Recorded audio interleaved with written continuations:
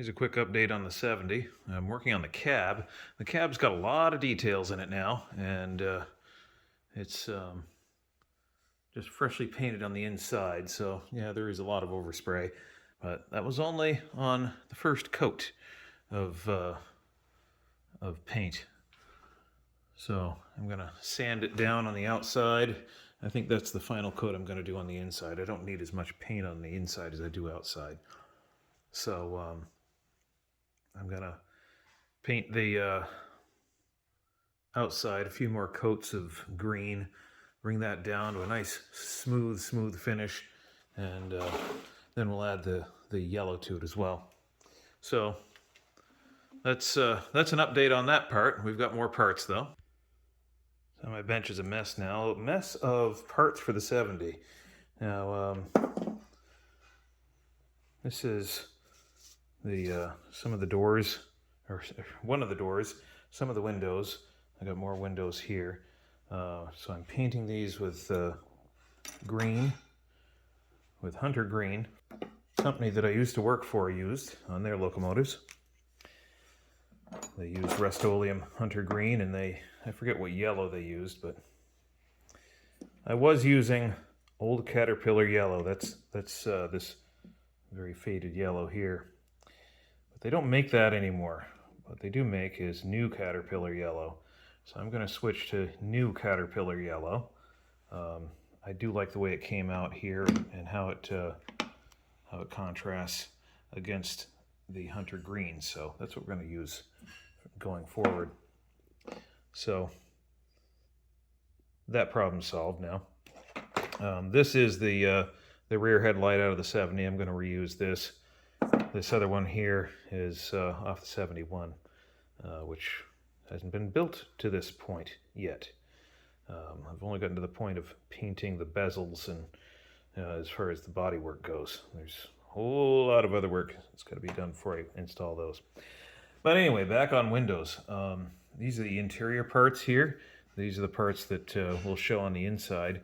What happens here with these, let's see if this is, yeah, that's two pieces. That's part of the same window. So we'll have this, a little more detail. I'm going to have to paint the inside of these windowsills. Well, the edges anyway. So that goes like that. Let's see if I can get a piece of glass.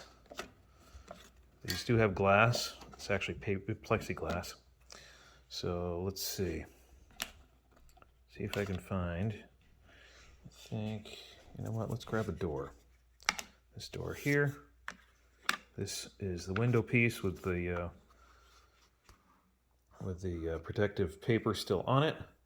And let's see. We have the interior of that door over here. These are the interior pieces of the doors. So this goes like this. Of course, I'm not going to remove that protective paper yet until I'm ready to finish this. I've got another coat of this sand buff, whatever it's called. What is it called? It is called Satin Ivory Silk. So it is a satin finish instead of a gloss finish. So this is the back side of the door, the inside of the door, and this is the exterior part of the door right here. So when they're all together, they're going to look like this right here.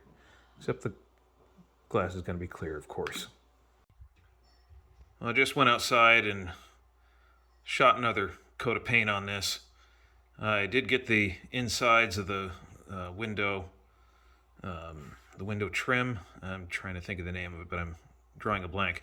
Anyway, I got the edges that I hadn't gotten before, and put an overall fresh coat of paint on this side of it. I don't need to do the inside. That's going to be covered with glue, and the other panel is going to be on the opposite side of that. So that's already painted. But one more layer of paint on this, and it'll be done. So it's not just the cab of the 70 that I've been working on. I've also been working on the electronics, and that's where I've maybe made the most progress. I'll pull off the hood here and show you what I'm talking about here.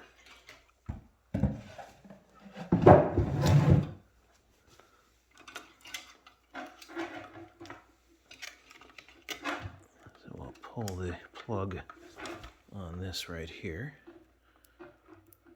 I guess I'll show you this. I put some heat shrink around the power poles that go to the headlights. So let's see if I can unplug this single-handed. Maybe.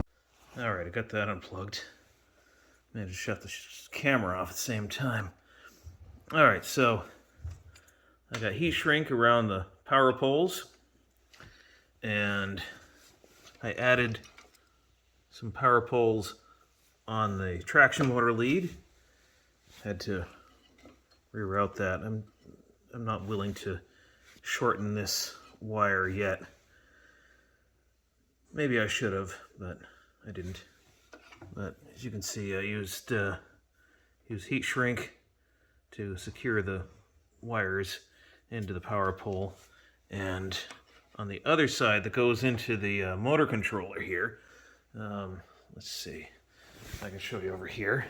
So over here I've made some more pigtails. These are traction motor leads. This end here goes into the motor controller, and this end over here goes into the plug for the traction motor.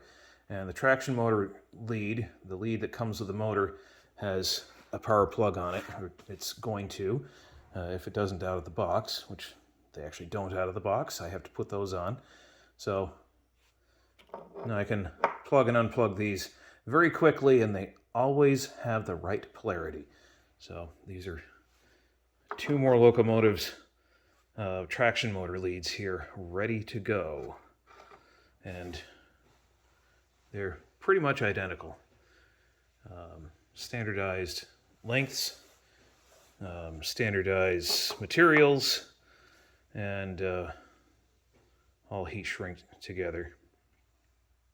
So I want it to not only work good, I want it to look good too. And finally, the other thing I've been working on the 70, and actually the 71, is the roofs. Now this roof here is the roof off the 70, the 2.0, and it is probably the fourth or fifth roof I've had on it. It doesn't have a lot of history with the locomotive. It's only about a year old.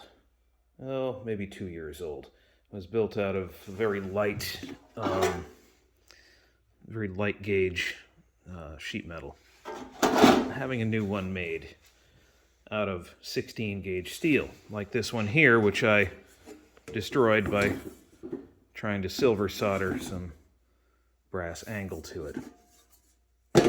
I suppose I could have this re-radiused, but I have to get all this silver solder off of here and all the brass, and I got to get this brass piece off here and remove all that solder as well. So this piece may yet be salvageable, but I have to take it over to the fabrication shop and explain to them how I wrecked it. Let them laugh at me, and then laugh along with them, and it's a live and learn situation, and they'll say, "Oh yeah, we can fix that," or maybe they can't. I'm pretty sure they can though.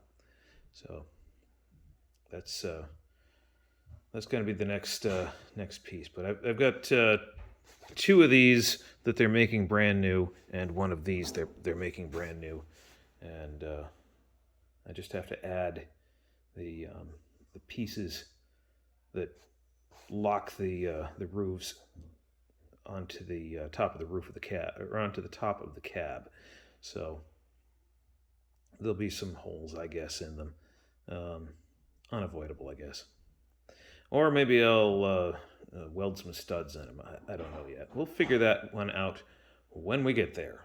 It's a little likely to be some pieces screwed into to lock it into the cab corners. That's probably the simplest way to do it. And I like simple. Simple does not break down as easily as complicated does. And that is the whole concept of the 70 here is simple, simple, simple. It is a simple body. It's a simple drivetrain. The electronics are simple. The wiring harness, very, very simple. And a friend of mine looked at the electronics on the 70, and this is all the electronics on the 70. And he said to me, "That's it?" Yep, that's it. It's simple. Just the way I like it. Just like me. I'm kidding. Anyway, I want to thank you for watching this update on the 70. And in a way, it was also an update on the 71. I'm getting parts made for that as well. Those larger roofs are for 71 and 72. So there'll be 3 locomotives running around here pretty soon. One of them is a demonstrator for the ES2500, which I think I'm going to start calling the ES2500 Super Shifter. And maybe bring this design back exactly the way it is, because it really isn't such a bad design the way it is now. It is much improved over what it was, although it wasn't terrible the way it was when it was built. Just the electronics and the suspension was not the greatest. Overall, decent little engine, but like I said, it's simple. That's why I have it, because it's simple. So if you did, please hit that like button if you like this video. Please share it with your friends. Hit that subscribe button, or you can become a member on this channel. We do have channel members. You could become a patron on Patreon and help support the channel in that way, and help us make new videos, and that helps us fund new projects. We do have some more projects coming up, so stay tuned for that. Or maybe I should say, watch this space. Anyway, thank you for watching. Have yourself a great day.